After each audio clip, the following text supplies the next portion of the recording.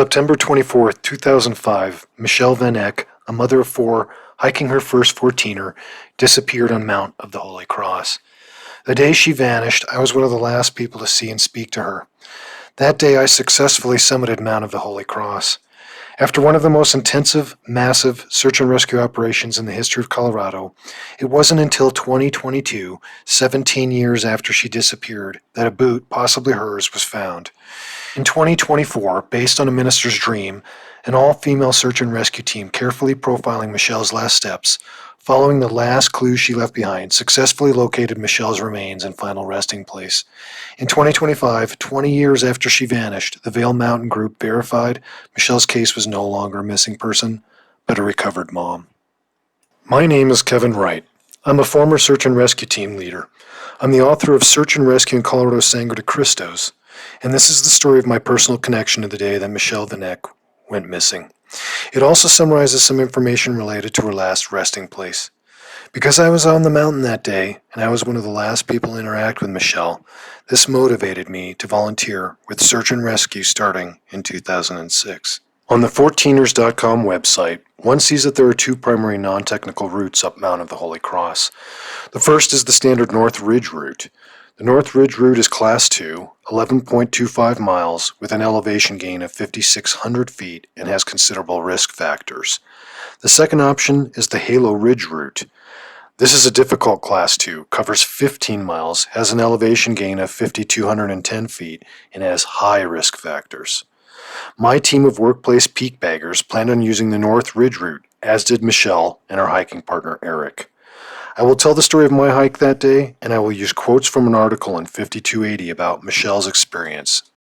The evening of September 23, 2005, my workplace hiking mates set up an overnight camp at the Holy Cross Trailhead. I had a dinner date with a friend, so I didn't make it to the trailhead until well after dark and everyone was asleep. At the time, I had a Toyota pickup with a flatbed topper, so for convenience, I threw a sleeping bag on top of the topper and slept on the vehicle. In the very first light of the morning, a couple gently awakened me and asked where the trailhead was. You couldn't blame them. The trailhead at that time was under construction, so the parking lot was a chaotic jumble, and the actual start of the trails was not clear. I wished them a good morning, remarked that I was unfamiliar with the trailhead, but gestured in the direction I believed it to be, and then I went back to sleep, thinking it would be nice to run into the blonde woman, who in the dark looked to be dressed all in black, like a mountaineering ninja. I had no idea that moment would be one of the last times anyone but Eric would see or speak to Michelle. Reading from the article, she vanished on a Colorado mountain. 19 years later, a mysterious dream helped rescuers find her in 5280. Michelle Vanek, however, was looking for a challenge.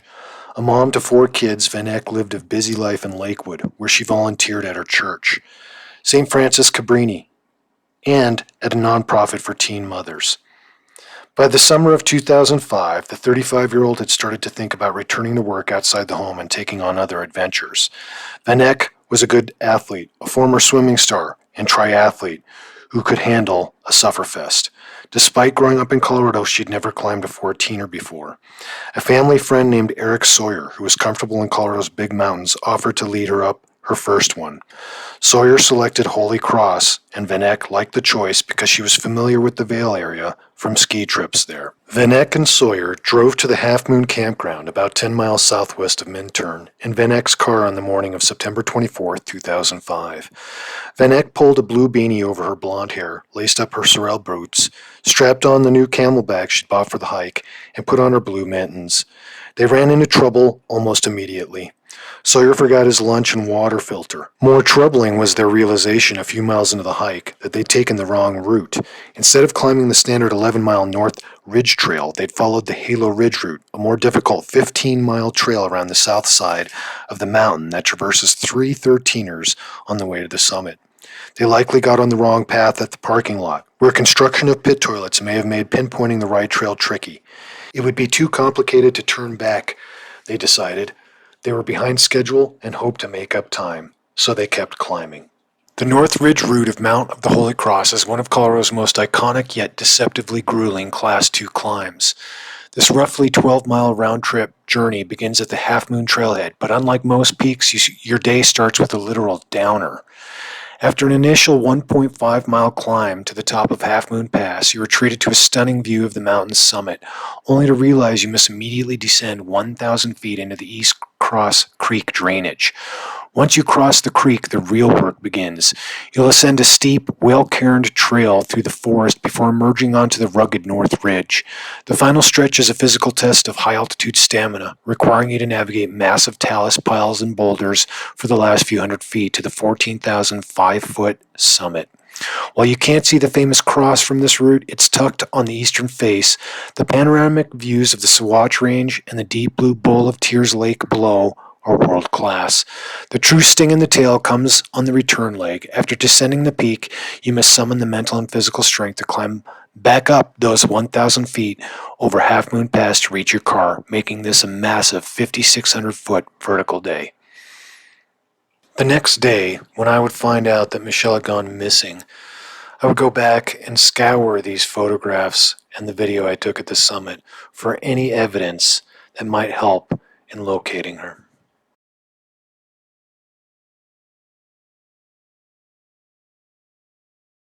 Vanek and Sawyer navigated seemingly interminable switchbacks and fields of ankle-cracking talus, gaining more than 5,000 feet of elevation.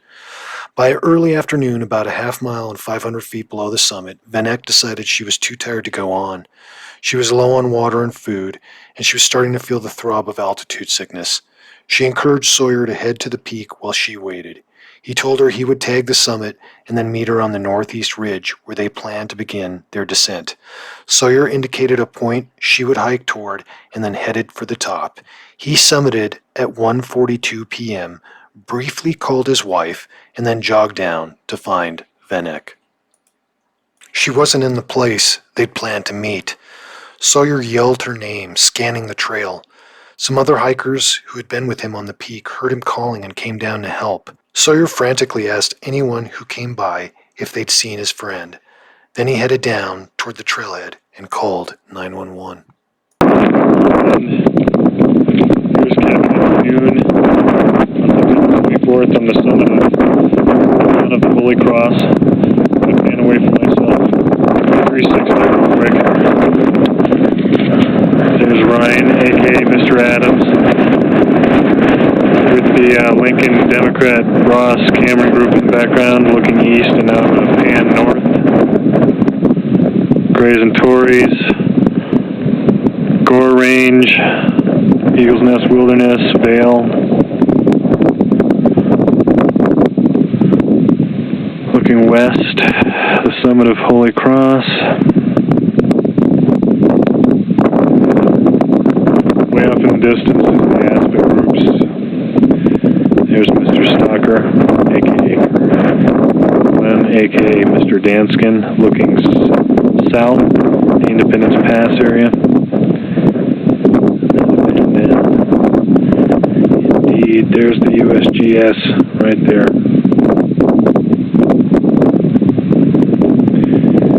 And then swinging all the way back east. Craggy range, past that craggy range. It's not uncommon for hikers to run into trouble on Holy Cross. Vail Mountain Rescue responds to about 15 individuals or groups there each year. Scott Beebe, a longtime member of the team, says hikers tend to get confused near the summit. Instead of taking the correct route to the North Ridge Trail, which looks steep from the top, they can mistakenly head down mellower-looking paths that actually dead end above cliffs. The searchers traced these and many other routes looking for Vanek to no avail. A few days in, snow began to fall. By the 8th, when rescuers were trudging through 2 feet of powder, the search was called off. Despite the media attention, there remain no clues about Vanek's disappearance until 2022. In August of that year, a local ski coach and his son were bouldering in the Lake Patricia area, just off the northeast side of Holy Cross. They found a Sorel assistic hiking boot propped up on a rock. The coach was familiar with the Vanek story and called in the coordinates to the sheriff's dispatch. Ben Vanek later confirmed that the boot had belonged to his wife. Vail rescuers brought in search dogs to sniff around the area, but nothing else turned up. The find, however, inspired renewed interest in the then 17-year-old case. It also raised new questions. The boot had been on the other side of the mountain from where Sawyer had left Vanek and where most of the original search occurred. Rescuers hadn't checked that area until the last day, when the snow was 2 feet deep. Had they been looking in the wrong place the whole time? The next clue came from an unexpected place. In fall 2023, Michelle Vanek visited Beebe in a dream. She told me she wanted to be found by a team of women, he says. Outside of his rescue work, Beebe is a Lutheran pastor. He's not someone who takes spirituality lightly. He's also not someone who often has visions of dead women in his sleep. Every guy I've told about the dreams tells me I'm nuts. Every woman, they all say, yeah, of course, Beebe says. One man who didn't think he was crazy, Ben Vanek. His wife was a deeply spiritual, religious person, he says. For her to come to Scott Beebe and say that, that was her. Beebe shared his vision with some of the women in Vail Mountains Rescue's leadership.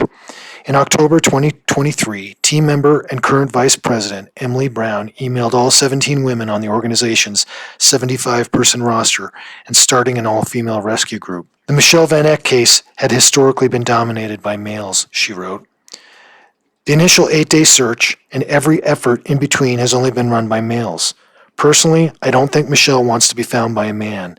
6 women, including German, signed on. They met Brown, Beebe, and the sheriff at the Holy Cross Ranger Station, where they pulled out the gear from the pack. A crushed Nalgene, a digital camera, car keys, and a shriveled-up GU gel packet that matched what Sawyer had given Vanek when they'd separated. The last item they shook out was one that elicited the most emotion, the blue knit hat Vanek had been wearing the day she went missing. A team went back in October to recover evidence that would lead to DNA identification. One of the first things they found was her intact spine, sitting at the mouth of a cave, Beebe says. The remains not only confirmed that the bones belonged to Vanek, but also put some rumors to rest.